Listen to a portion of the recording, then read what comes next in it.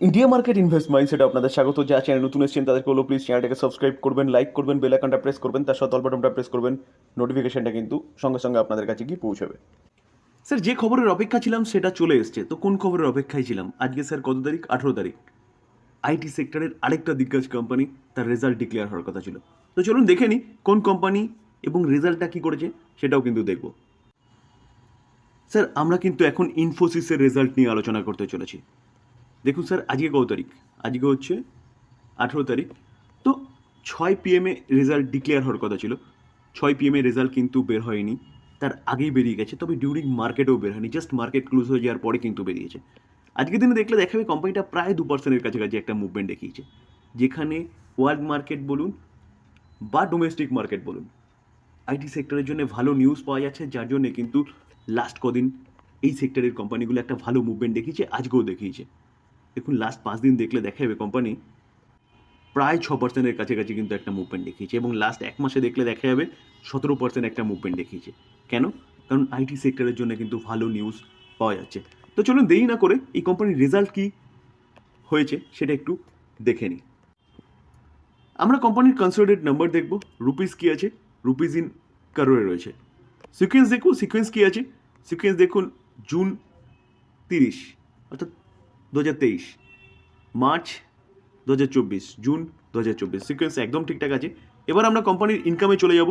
তো ইনকাম যদি দেখি তাহলে টোটাল ইনকাম কি বলছে?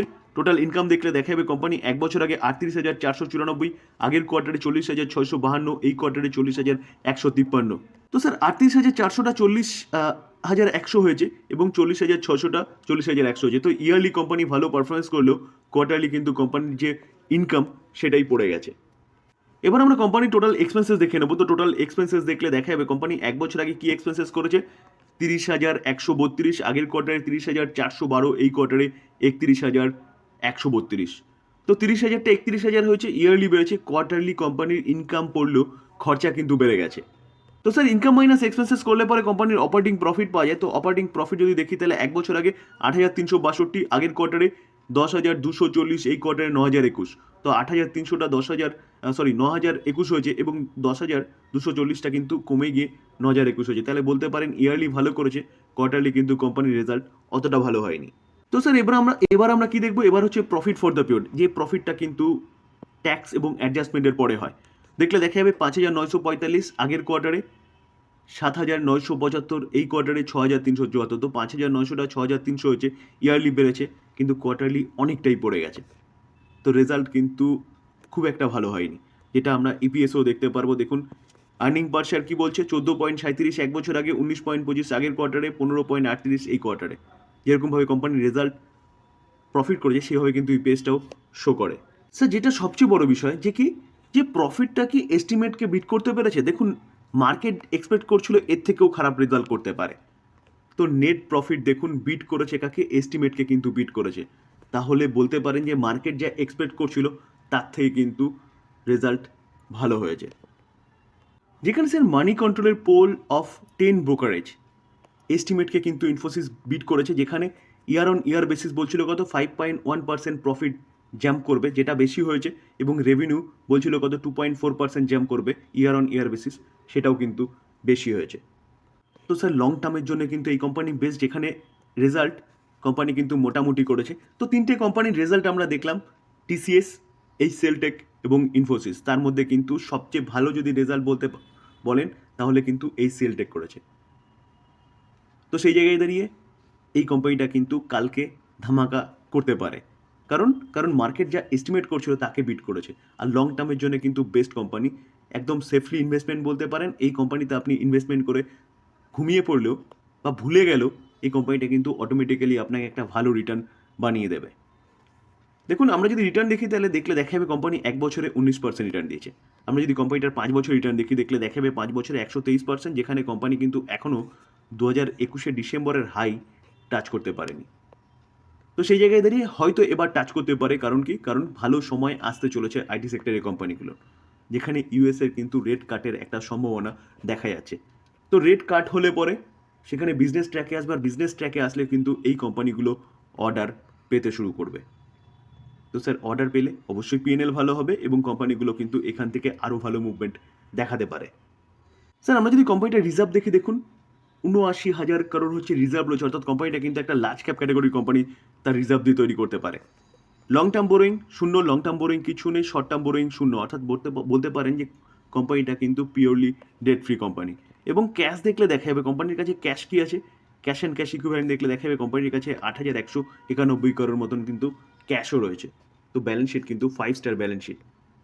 আমরা যদি কোম্পানির রেভিনিউ দেখি ৫ বছর আগে ৮১,০০০, সেটা ৮৮,০০০, ৮৮,০০০টা কোথায় এসছে ১,০৭,০০০, ১,৭,০০০টা এসছে ১,২৭,০০০, ১,৩৬,০০০। তাহলে কোম্পানির রেভিনিউ কিন্তু কন্টিনিউয়াসলি বাড়ছে, মানে বলতে পারেন কোম্পানি বিজনেস ভালো করছে। স্যার প্রফিট দেখলে দেখা যাবে ৫ বছর আগে ১৫,৫০০, সেটা ১৮,০০০, ১৮,০০০টা কোথায় এসছে ২১,২০০, ২১,২০০টা ২৩,২০০, ২৩,২০০টা ২৭,২০০। তো কোম্পানির রেভিনিউ বাড়ার সাথে সাথে কোম্পানির প্রফিটও কিন্তু কন্টিনিউয়াসলি বাড়ছে, তাহলে বলতে পারেন কোম্পানি কিন্তু বিজনেস ভালো করছে। আমরা যদি শেয়ার হোল্ডিং প্যাটার্ন দেখি, তাহলে মার্চ ২০২৪ প্রমোটার কত 14.7% স্টেক হোল্ড করছে, foreign institution investor 34.1% stake hold করছে, domestic institution investor 35.9% stake hold করছে এবং পাবলিক অনলি ফর 15%, যেখানে পাবলিকের স্টেক কন্টিনিউয়াসলি কমছে এবং ফরেন ইনস্টিটিউশন ইনভেস্টারের স্টেক বাড়ছে এবং ডোমেস্টিক ইনস্টিটিউশন ইনভেস্টারের স্টেকও কিন্তু বাড়ছে। দেখুন ডোমেস্টিক ইনস্টিটিউশন ইনভেস্টার দেখলে দেখা যাবে ছিল কত, ছিল হচ্ছে 35, সেখান থেকে 35.8 হয়েছে এবং 35.9। তো স্যার কেন বাড়াচ্ছে ডোমেস্টিক ইনস্টিটিউশন ইনভেস্টার এবং ফরেন ইনস্টিটিউশন ইনভেস্টার? কারণ কোম্পানির বিজনেসের দম আছে। দেখুন আমরা যদি দেখি তাহলে মিউচুয়াল ফান্ডকে দেখলে দেখা যাবে প্রায় 18% স্টেক হোল্ড করছে, 39 মিউচুয়াল ফান্ড রয়েছে, এসবিআই 4.5%-এর ওপরে, আইসিআইসিআই 3%-এর ওপরে, ইউটিআই 1.5%-এর ওপরে, এইচডিএফসি 1.5%-এর ওপরে এবং আদিত্য বিড়লা 1%-এর ওপরে স্টেক হোল্ড করছে। ফরেন পোর্টফোলিও ইনভেস্টার দেখলে দেখা যাবে 33.12%, 1,346টা ফরেন পোর্টফোলিও ইনভেস্টার রয়েছে। Government of Singapore 2.29% stake hold করছে, government pension fund 1.56%, Vanguard total international stock index fund 1.30%, Vanguard emerging market stock index fund 1.26%। তার পাশাপাশি দেখলে দেখা যাবে ইন্স্যুরেন্স কোম্পানিও 15%-এর উপরে স্টেক হোল্ড করছে, 48টা ইন্স্যুরেন্স কোম্পানি রয়েছে, যেখানে এলআইসি একাই 10.41%, এসবিআই 1.28%, ন্যাশনাল পেনশন স্কিম 1.87%। তো কেন স্যার এতটা ইনস্টিটিউশন ইনভেস্টার রয়েছে, এটা কিন্তু চিন্তাভাবনা করার বিষয়। এটা স্যার আমি প্রথমেই বললাম যে এমন একটা কোম্পানি, যে কোম্পানিতে যদি আপনি ইনভেস্টমেন্ট করে ভুলেও যান, অটোমেটিক্যালি কোম্পানি কিন্তু আপনাকে একটা ভালো রিটার্ন বানিয়ে দেবে। তো সেরকমই কোম্পানি স্যার, লং টার্মের জন্য বেস্ট কোম্পানি, যেখানে রেজাল্ট খারাপ করলেও মার্কেট যা এক্সপেক্ট করছে তার থেকে ভালো হয়েছে।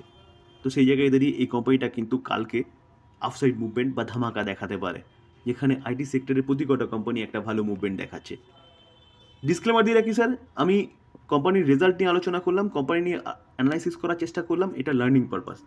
আমি কিন্তু কোনো বাই সেল রেকমেন্ডেশন একদম দিইনি বা দিচ্ছিও না। তো সেই জায়গায় দাঁড়িয়ে বাই করবেন, সেল করবেন টোটালি নিজের ডিসিশনে, বা আপনি আপনার ফাইন্যান্সিয়াল অ্যাডভাইজারের সাথে কিন্তু কথা বলে নিয়ে তারপর করবেন। আলোচনা এই পর্যন্ত। যদি ভালো লাগে, যারা চ্যানেল নতুন এসেছেন তাদেরগুলো প্লিজ চ্যানেলটাকে সাবস্ক্রাইব করবেন, লাইক করবেন, বেল আইকনটা প্রেস করবেন, তার সাথে অল বাটনটা প্রেস করবেন, নোটিফিকেশনটা কিন্তু সঙ্গে সঙ্গে আপনাদের কাছে গিয়ে পৌঁছাবে। থ্যাংক ইউ, ভালো থাকবেন।